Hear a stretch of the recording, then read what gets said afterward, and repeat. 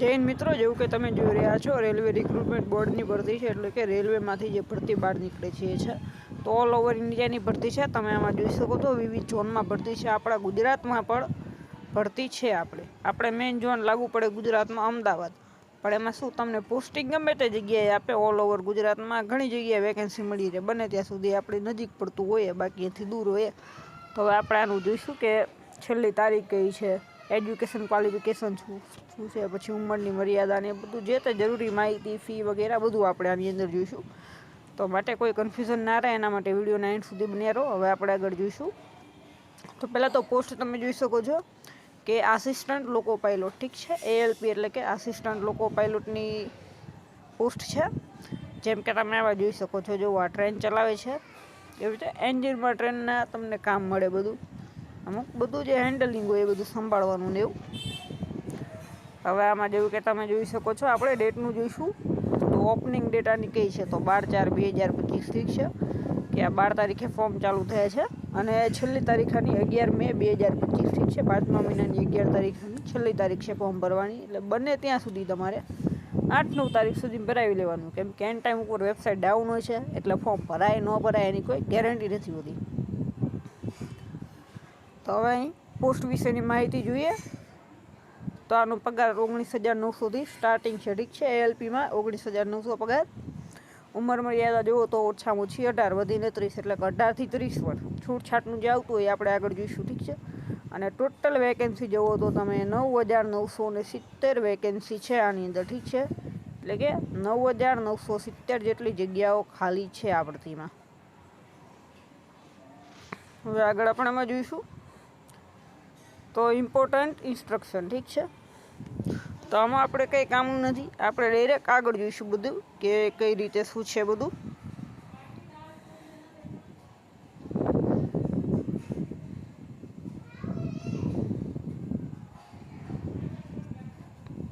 આપણે જરૂરત અહીંથી ચાલુ થઈ છે. તો આમાં જો નેશનાલિટી, તેમાં તો બધાને ખબર છે, આપણે નોર્મલ ઇન્ડિયાવાળા તો બધા ચાલે છે. એ સિવાય જો આઉટ ઓફ કન્ટ્રીના જુઓ તો નેપાળના અને ભૂતાનના ચાલે આપણે આમાં ફોર્મ ભરવામાં. બાકી એજ લિમિટનું આપણે આગળ જોયું 18 થી 30 વર્ષ. હવે જે છૂટ મળે છે એ આપણે જોઈશું. તો અહીં તમે જોઈ શકો છો, આપણે કાસ્ટ કેટેગરી મુજબ છૂટછાટ મળે છે. તો SC/STને 5 વર્ષની છૂટ મળશે, ઠીક છે, એટલે કે 35 વર્ષ સુધી ફોર્મ ભરી શકશે. જે OBC છે, નોન ક્રિમિલિયરવાળા, એમને 3 વર્ષ એટલે કે 33 વર્ષ સુધી ફોર્મ ભરી શકશે, ઠીક છે. અને એક્સ સર્વિસમેનને રિટાયરમેન્ટના 3 વર્ષ સુધીનું મળે છે. અને એમાં પણ જો આપણે એક્સ સર્વિસમેનમાં પણ કાસ્ટ વાઇઝ આપેલું છે કે જનરલ EWSને 3 વર્ષ, OBC નોન ક્રિમિનલ હોય તો 6 વર્ષ, અને SC/ST હોય તો 8 વર્ષ, જ્યારે રિટાયર્ડ થાય એના પછી, ઠીક છે. હવે આપણે બીજું આગળ જોઈશું.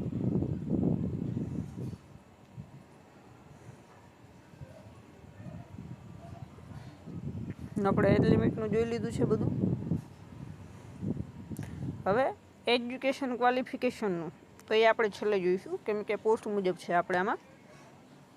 એક્ઝામિનેશન ફી, તો ફી જે છે તમે જોઈ શકો છો કે 500 રૂપિયા છે અને 150. હવે કોને કેટલા ભરવાના છે એ આપણે એમાં જોઈશું. તો જે SC/ST એક્સ સર્વિસમેન છે, ફિમેલ કેન્ડિડેટ છે, ટ્રાન્સજેન્ડર છે, માઇનોરિટીઝ છે, કે પછી EBC વાળા, એટલે કે ઇકોનોમિકલી બેકવર્ડ ક્લાસીસ, તો આ બધા જે છે 250 રૂપિયા અમને ભરવાના થશે. અને એ સિવાય કે જે જનરલ OBC વાળા છે, EWS છે, તો એ બધાને 500 રૂપિયા ફી ભરવાની થશે, ઠીક છે. હવે આપણે આગળ જોઈશું કે રિફંડનું, કે ફી આમાં રિફંડ થાય છે કે નહીં. તો હવે આ જે ફી જે છે કે તમે જ્યારે એક્ઝામ આપી દેશો એના પછી પાછી મળશે, પણ બેંક ચાર્જ કપાઈને મળશે, ઠીક છે. આમાં જો છોકરાઓને અને એ સિવાય જે જનરલવાળા છે એ બધાને 500 રૂપિયા ફી છે, ઠીક છે. માત્ર છે ને જનરલ, EWS, OBC એના પુરુષ ઉમેદવારોને જ 500 રૂપિયા ફી છે. એ સિવાય બાકી બધાએ 250 રૂપિયા ફી ભરવાની. 500 રૂપિયા ફીવાળાને 400 રૂપિયા પાછા મળે છે પરીક્ષા આપ્યા પછી. અને જે 250વાળા ફી છે એમને 250 પાછા મળી જાય છે. પણ એ એક્ઝામ આપવી જરૂરી છે. જો તમે પરીક્ષા ના આપો તો ફી પાછી ના મળે. હવે નેક્સ્ટ આપણે જોઈશું બીજું બધું. તો મેન આપણે ફીનું ને બધું આવી ગયું. હવે આપણે એજ્યુકેશન ક્વોલિફિકેશન બાકી રહેશે, તો એની બાજુ આગળ વધીશું. એ પહેલાં આપણે એની ભરતીની પ્રક્રિયા જોઈ લઈએ.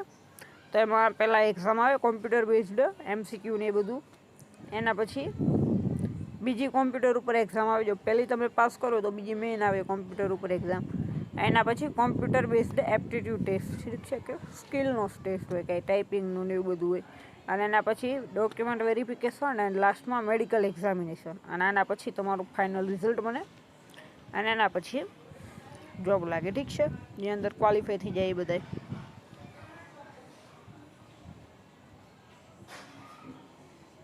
હવે જો આ પાર્ટ બીમાં આપણે જોઈએ તો હવે જે છેલ્લે ટેસ્ટ લેવામાં આવે જે આપણે કીધી ને આગળ સ્કિલ રિગાર્ડિંગ જે હોય, તો એમાં શું છે કે આ જે છે આમાં મોટાભાગે ITI-વાળા માટે પડતી છે. તો હવે ITI-માં જે કોર્સમાં ફોર્મ ભરેલું હોય તો એને લગતો આની અંદર પૂછાય અને એ તમારે પાસ કરવાનું હોય, એટલે આના માટે એની પણ તૈયારી કરવી જરૂરી છે. હવે આપણે એજ્યુકેશન ક્વોલિફિકેશન અને જગ્યા ક્યાં ક્યાં છે એનું જોઈશું. તો પહેલાં તમે જુઓ, આસિસ્ટન્ટ લોકો પાયલોટ 19,900થી સ્ટાર્ટિંગ છે. અને હવે શું જોઈએ તો એ તમે આમાં જુઓ. એક તો 10 પાસ તો ફરજિયાત હોવા જ જોઈએ, ઠીક છે. હવે એના પછી તમારે ITI-માં કોર્સ જોશે. તો કયા કયા કોર્સ ચાલશે એ આપણામાં જોઈશું.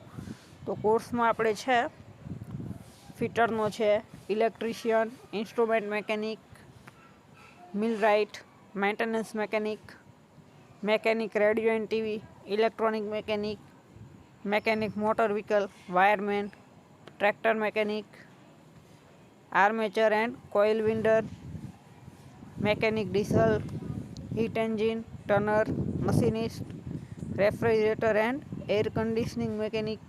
તો આ બધા કોર્સ ચાલશે, ઠીક છે. આમાંથી કોઈ પણ કોર્સ કરેલો હોય તો તમે ફોર્મ ભરી શકો છો.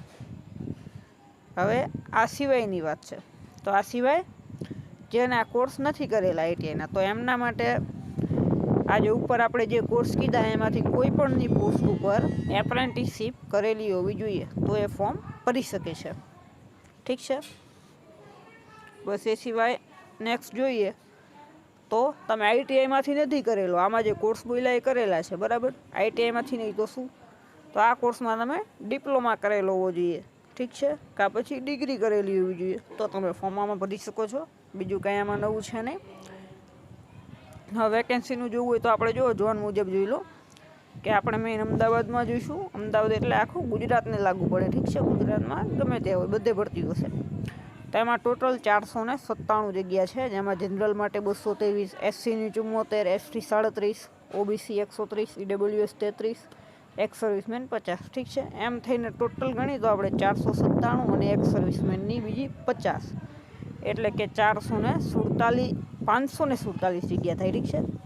497 અને એક્સ સર્વિસમેનની 50 અલગ, એટલે કે 547 ટોટલ જગ્યા આપણા ગુજરાતમાં છે. અને એ સિવાય ઓલ ઓવર જુઓ તો બધા રાજ્યની થઈને જોવો જગ્યા, તો એમાં એક્સ સર્વિસમેનની 1004 થાય છે અને બાકી બધી 9,970. એટલે આમ ઓલ ઓવર ટોટલ ગણો ને તો 11,000 જેટલી ભરતી આમાં થાય છે. બસ, બાકી બીજું કંઈ નવું નથી. આજે પાછળ છે બધા ફોર્મેટ છે કે તમે ડોક્યુમેન્ટ વેરિફિકેશનમાં જાઓ તો નોન ક્રિમિનલ હોય, જાતિનું પ્રમાણપત્ર હોય, એ બધું કયા ફોર્મેટમાં લઈને જવું. અને આ જો સેન્ટ્રલનું છે એટલે આમાં બધું ઇંગ્લિશવાળું સેન્ટ્રલ લેવલનું સર્ટિફિકેટ ને એ જોઈશે. જાતિનું પ્રમાણપત્ર જે હોય એ સેન્ટ્રલ લેવલનું જોઈએ. બાકી બીજું કંઈ આમાં નવું નથી. મેઇન જે હતું આપણે જોઈ લીધું છે. બાકી એનું તમારે ફોર્મ ભરવું હોય તો ઘરે બેઠા અમે ફોર્મ ભરી દઈએ છીએ. અમારો કોન્ટેક્ટ તમે કરી શકો છો. મોબાઈલ નંબર અમારો ડિસ્ક્રિપ્શનમાં આપેલો જ છે, વોટ્સએપની લિંક પણ છે. આ નોટ ડાઉન કરવું હોય તો કરી શકો છો તમે. 81 60 97 43 92. આ નંબર ઉપર તમે ખાલી વોટ્સએપમાં મેસેજ કરશો કે રેલવેની ભરતીનું, તો પણ તમને બધી માહિતી મળી જશે.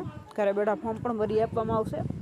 અને આપણો ફોર્મ ભરવાનો ચાર્જ પણ બને ત્યાં સુધી આપણે ઉમેદવારો જોડે છે ઓછો ચાર્જ લઈએ છીએ. તમને છેલ્લે પ્રિન્ટની બધું મળી જાય, એના પછી તમારે ઓનલાઈન પેમેન્ટ કરવાનું આવે છે. બાકી બીજું કંઈ નવું નથી. અને આવી જ માહિતી જાણવા માટે અમારા વિડીયો સુધી ચેનલ સાથે બન્યા રહો. વિડીયો ગમે તો લાઇક કરો, શેર કરો, ચેનલ સબસ્ક્રાઈબ કરો, જેથી તમને આવી બધી માહિતી મળી રહે. જય હિન્દ, જય ભારત.